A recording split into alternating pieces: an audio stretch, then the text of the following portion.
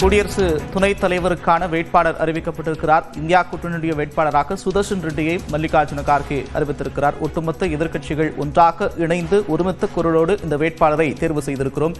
அரசியல் சார்பற்ற நீதிபதியாக இருந்தவர். தொடர்ச்சியாக பல்வேறு வழக்குகளில் முக்கிய தீர்ப்புகளை வழங்கியவர். உஸ்மானியா பல்கலைக்கழகத்தில் சட்டம் பயின்று அதே பல்கலைக்கழகத்தின் சட்ட ஆலோசகராகவும் செயல்பட்டவர். பல்வேறு மாநிலங்களில் நீதிபதியாக பணியாற்றி உச்சநீதிமன்றத்தினுடைய நீதிபதியாகவும் பணியாற்றிய அனுபவம் பெற்றவர் என்ற பல்வேறு முக்கிய அம்சங்களை முன்வைத்து வேட்பாளர் அறிமுகம் செய்யப்பட்டிருக்கிறார். நாளை வேட்பாளர் அறிமுக கூட்டமும் நாளை மறுநாள் 21ஆம் தேதி வேட்புமனு தாக்கலும் நடைபெறும் என்றும் மல்லிகார்ஜுன கார்கே அறிவித்திருக்கிறார். இது தொடர்பாக கருத்து தெரிவித்த திமுக எம்பி கனிமொழி, பல்வேறு வழக்குகளில் முக்கிய தீர்ப்பு கொடுத்தவர், இந்திய மக்களுக்காக உழைத்தவர் என்பதன் அடிப்படையில் அவர் தேர்ந்தெடுக்கப்பட்டிருப்பதாக தெரிவிக்கப்பட்டிருக்கிறது. இது தொடர்பான கருத்துக்களை பகிர்ந்து கொள்வதற்காக அதிமுக மாநிலங்களவை உறுப்பினர் இன்பதுரை இணைக்கிறார். அவரோடு பேசலாம். சார் வணக்கம். வணக்கம்.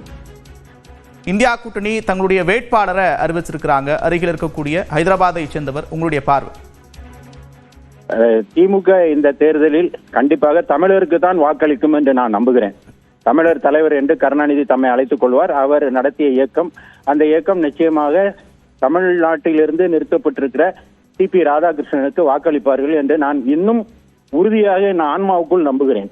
எப்படி என்றால், இப்ப தற்போது நிறுத்தப்பட்டிருக்கிற என்டிஏ கூட்டணி சார்பில் நிறுத்தப்பட்டிருக்கிற டிபி ராதாகிருஷ்ணன் ஒரு தமிழர், பச்சை தமிழர். அவரை நிறுத்த வேண்டும் என்று முன்மொழிந்தவர் எங்களுடைய இயக்கத்தினுடைய பொதுச் செயலாளர் எடப்பாடியார். அவரை நிறுத்தியதும் மிகுந்த மகிழ்ச்சியை தெரிவித்திருக்கிறோம். நாங்கள் அவரை சந்தித்தோம். எனவே ஒரு தமிழர் ஒரு பெரிய பொறுப்புக்கு வருகிற போது அவருக்கு ஒன்றுபட்டு நின்று வாக்களிக்க வேண்டும். இப்படிதான் நரசிம்மராவ் பிரதமருக்கு போட்டியிடுகிற போது நந்தியால் தொகுதியிலே ஆந்திர மக்கள் எல்லாம் கூடி அவருக்கு போட்டி இல்லாதபடி பார்த்து கொண்டார்கள். ஏன், அண்ணாவே கூட காமராஜர் குடியாத்தத்திலே போட்டியிடுகிற போது கட்சி மாச்சரியங்கள் எல்லாம் தாண்டி குணாலானே குலக்கொழுந்தே குடியாத்தம் வென்றுவா என்று சொன்னவர் பேரறிஞர் அண்ணா. அந்த இயக்கத்தை சேர்ந்த பேரறிஞர் அண்ணா துவக்கிய இயக்கம் திராவிட முன்னேற்ற கழகம். எனவே தமிழரான டிபி ராதாகிருஷ்ணனுக்கு திமுக வாக்களிக்கும் என்று நான் நம்புகிறேன். தமிழரா தெலுங்கரா என்பதை கடந்து சித்தாந்த ரீதியிலான போர் அப்படின்னு சொல்றாங்க.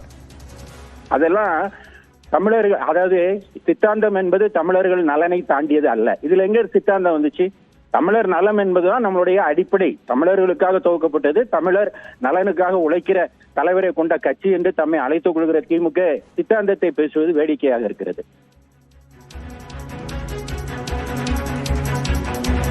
நன்றி திரு இன்பதுரை, இணைப்பில் வந்து கருத்துக்களை பகிர்ந்து கொண்டார். மிகுந்த எதிர்பார்ப்புக்கு மத்தியில் இந்தியா கூட்டணியுடைய குடியரசு துணைத் தலைவர் வேட்பாளர் அறிவிக்கப்பட்டிருக்கிறார். ஹைதராபாத்தை சேர்ந்த சுதர்ஷன் ரெட்டி அறிவிக்கப்பட்டிருக்கிறார். நாளை வேட்பாளர் அறிமுக கூட்டம், நாளை மறுநாள் வேட்புமனு தாக்கல் செய்யப்படும் என்றும் செய்தியாளர் சந்திப்பில் தெரிவித்திருக்கிறார்கள்.